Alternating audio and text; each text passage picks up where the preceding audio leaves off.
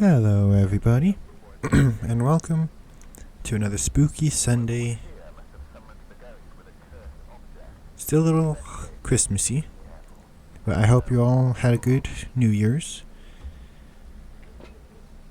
And yeah, we're back in Phasmophobia, mainly because I haven't really had a desire to play. That's what I was forgetting. I haven't had much of a desire to play Ghost Exorcism or Ghosting. I cannot remember the names right now, so yeah. Ghost and Exorcism Incorporated and Ghost Exile. That's the names. I'm not gonna lie, I've been too scared to play those games. And the Calypso Protocol is actually getting a little bit more views now, so I may or may not continue that series. Only because it's not really my cup of tea. It's really Dead Space-like. And don't get me wrong, Dead Space was a fantastic game. Was that my breath?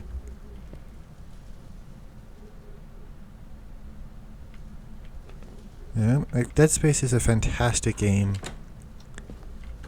The whole 9 yards. Okay, so that's just a light glare. But it is absolutely terrifying. Like, beyond what words could describe. I like how ajar this door is. I'm just gonna close you. Anything in here? Nope.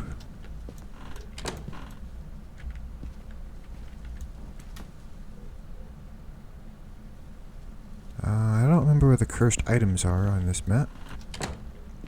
I don't play this game all too frequent. So I used to play this game a whole lot more early on. But I haven't really had a desire to look for ghosts on my own. This game is a lot more fun with friends. You know, just having fun, talking, making the ghost feel bad about itself. I actually have no... it's not music box. There's a whole rib cage here. I didn't look for the voodoo doll, which is in here. No voodoo doll. I might have a summoning circle. Okay, that scared me. I have no idea if you guys heard that on camera. On my mic, I do have a summoning circle. But something... My mouse bumped something in real life. And it, jump scared me because something on my desk decided to move and I wasn't prepared for it.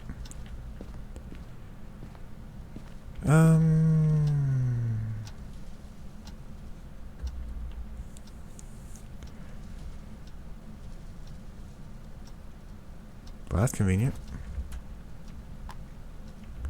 I was about to say, I don't know where the ghost is, and the ghost, told me where it is, so... Let's get items. How do you put items back? That's how. I knew you could do that. I just couldn't figure out how. So I saw Insim playing this, and he put items back on. And I just never knew how to. And to be fair, I still have no idea. Did I hit G or F? F, okay.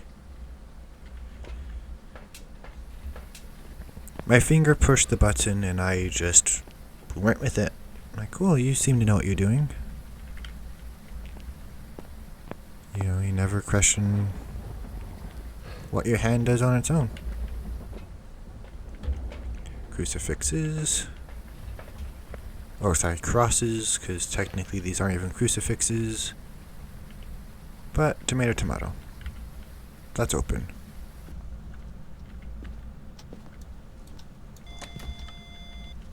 EMF 5.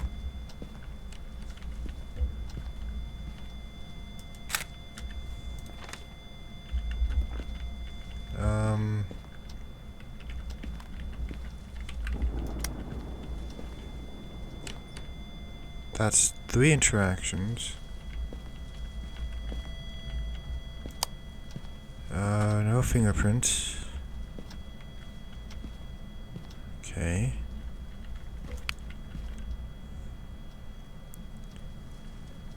$13, $9, $12, $9, -5. Freezing.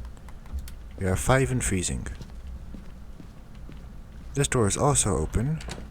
Roamy ghost. Why are you out of breath?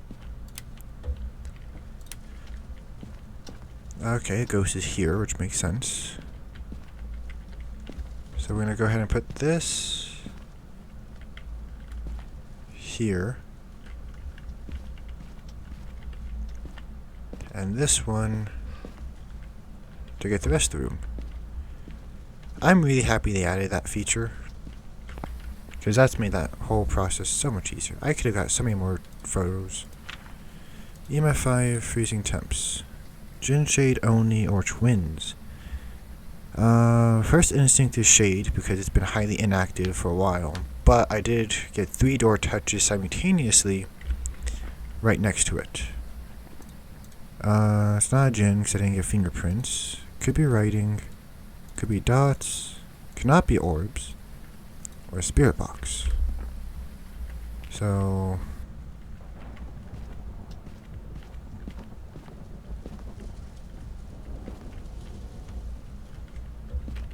there's that. Give me this. Hopefully this works. Where are you? How close are you? Are you here?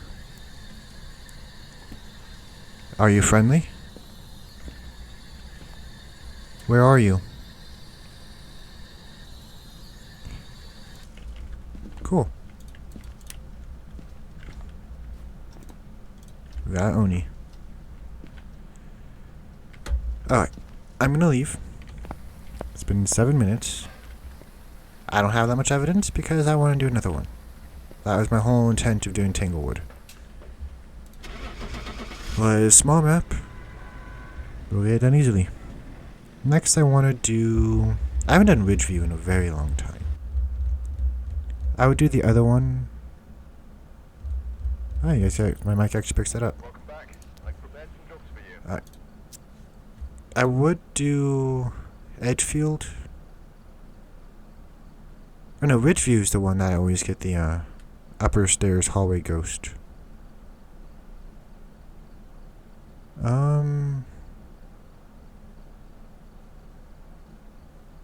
They both leave floors to 16 rooms. I'm gonna do Ridgeview.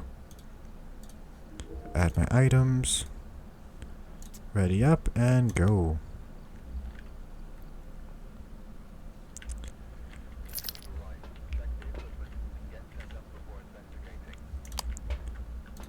Okay. I forgot we have objectives to do. Oh, I'll actually try with this one. Ghost event, EMF, motion sensor. That's actually easy. Isn't this supposed to be like a daytime? Like, I could have sworn I remember reading something about daytime.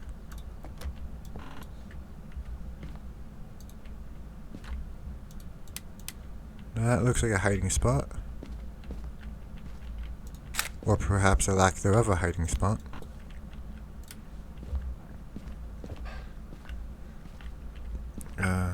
I heard a door.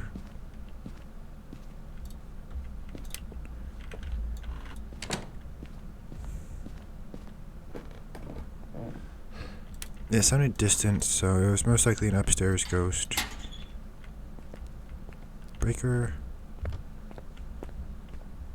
Hello, Breaker. There we go. Refrap power. Now to search the upstairs.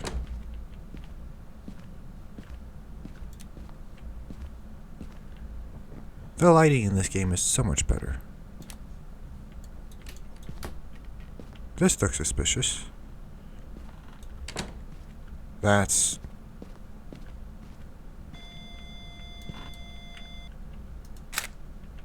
I don't know how to say it, but I think the ghost is here.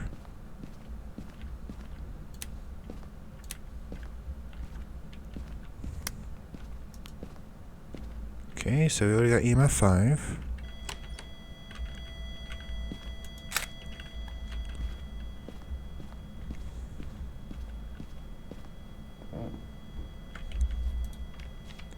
Yep, those both counted. We did. Okay, oh, both 3 stars. So I do believe the ghost room is there. Let's touch doors. Not likely to be a shade. Let me bring these 2 things. EMF 5, what does that give me? Not a thaye. I no longer care. Wait, demon? No demon. Alright, so it does not give me any of the spooky, scary ghosts that I'm terrified of, so I am more than content to continue on with this investigation.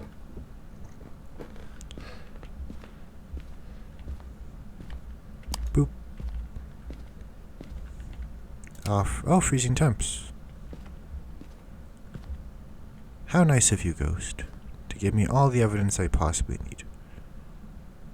Ooh, that's a bug. The breath isn't synced up.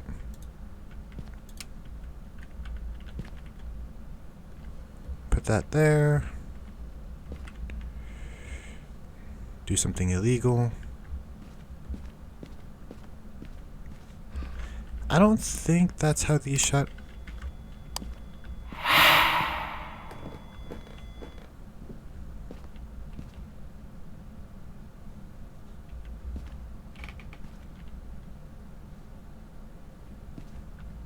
That is actually amazing.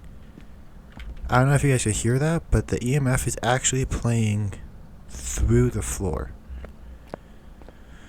So that's the breathing one. So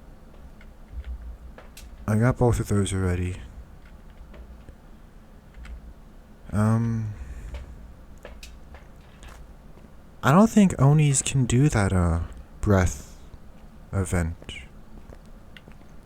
It's been a while, so my ghost knowledge is a little bit rusty. But I don't think that they can.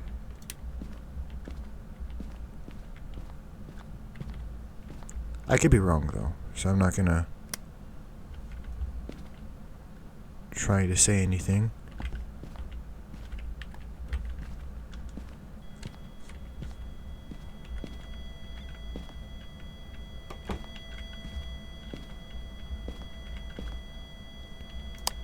No fingers.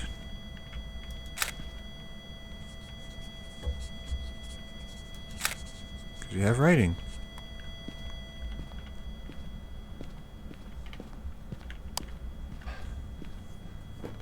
How long has my flashlight been off? Oh, it's irrelevant. Writing. Really? I am actually impressed. I didn't think a shade would be that active. I honestly figured they'd be a little bit more scared. It moved this. This mirror makes me feel weird. It moved this. It moved this. It's written something in our book. Honestly, this is not a good piece of evidence. Like, it touched this door. It's a photo. We have no proof of it touching the door. And this, I understand. I don't like mirrors, and that mirror has no reflection. So, I don't blame you there. And that is a very weird Rorschach drawing type thing. So, I don't know if that counts. There's my motion sensor. Sanity, 70. It's a shade. I literally don't have to be scared of this ghost. They cannot hunt above like 35. Unless they changed it, and then I'm just gonna go up there and get killed. Oh well, content, right?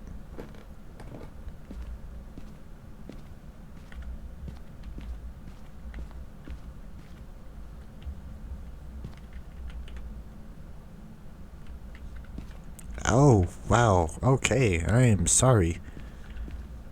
But what I was going to say is, I don't think the shadow would work in this manner. Photo. No camera.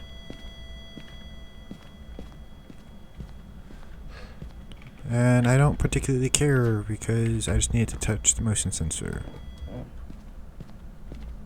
I swear I could hear the EMF. Not anymore.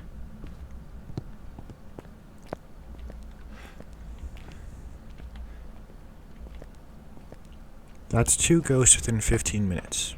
Not perfect games, not by any stretch of the imagination. But hey, there we are. I got all the objectives. I got the ghost type on both of them. And I got a couple of pictures, you know. Something to remember this trip by. Now, if I got the picture of the book floating and the pencil floating and drawing stuff, that would be evidence. But in terms of everything else, I don't think I could use any of this as evidence. If a door had a UV light flashed on it with a picture of the handprint, that would be evidence. Because, let's be honest, who has weird... Well, my signing's actually not as low as I thought it was. Who has weird invisible ink that they just put on their hand and touch their door? Like, that just seems weird. The mirror... Maybe. I wouldn't trust the mirror. But I feel like video... Oh yeah, I forgot they have names. Video evidence should probably be more strong than photo evidence. But even then... Also... How do you get these pictures?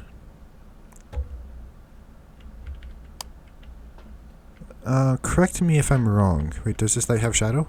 It does have shadow. I don't see a printer. I see a PC, the monitor, keyboard. Don't know why it has speakers. You can't actually hear anything through this. Not that I'm aware of. And radio with a cassette player and another radio. How are we getting these pictures? This one in the middle looks like a Polaroid. Which makes sense because it's not one that we took.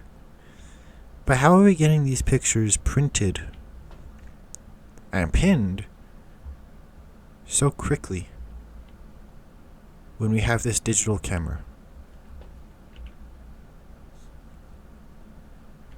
Like, it'd be one thing if we're using a Polaroid like that and the pictures all were in that type of style. That would make sense because, like in Ghost Exorcism, is it? With the Polaroid camera, you take a picture and it actually shows what you took a picture of now. That would make sense to put it up here. Like, that would be an amazing mechanic. Like, you take a picture and it doesn't count as this unless you bring the picture in here and put it on the board. That would be a very interesting feature. Because how did you also put them in here? It's not a Polaroid. It should not be inside our book. There should not be 2 copies of it. Because there's no printer. Or have it so that there is like a printer. So like, get rid of this radio, the VCR player. You can keep that radio, just pop it over there. Put a printer here where you have to bring the camera to. Put the camera in there, it prints out the pictures, and then you put it on the wall. That would be a very interesting way to get photos. Make it a little bit more work to actually get them completed. Opposed to them just magically appearing here. But, you know, that might be a coding nightmare. And it could honestly break a lot of things, so... Yeah, I have a very basic understanding of computer coding.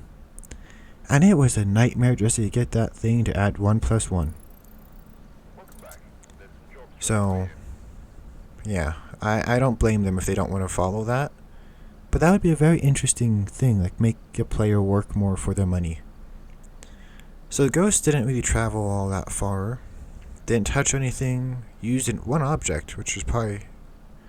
I don't know what I used. I touched the door 10 times, light switch twice. That's new. 13 interactions, 1 event. It didn't use his ability and it didn't hunt. It was barely out. Oh, I forgot the bone. Oh well.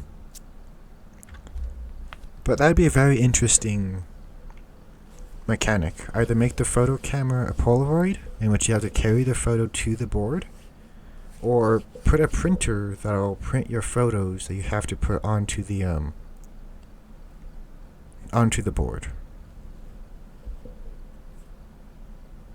And then don't have it in the journal.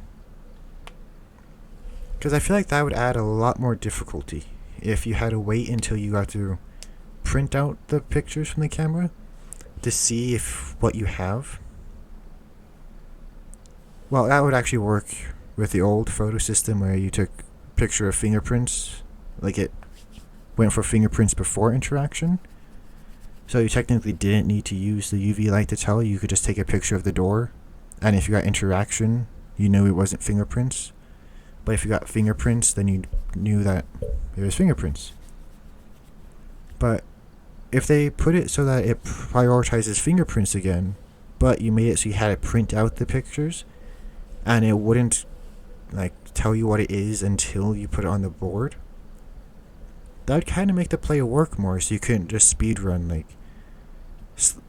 take a picture of anything it touches and then look in the journal and be like, oh, no fingerprints, or oh, fingerprints. Because then you have to take pictures and bring the camera back and then print, and you could have like a not instantaneous, like you put the camera down, all 5 pictures are there, like an actual printer. Oops, sorry, didn't mean to peek my mic. But like not like an actual printer, so like slowly prints the picture, and then you get it and you put it on there. Or you have 2 cameras, a Polaroid and that one. And with the Polaroid, you have an option to put it in your journal. That way you can see what it is sooner. But the picture would be harder to get. That would be fun.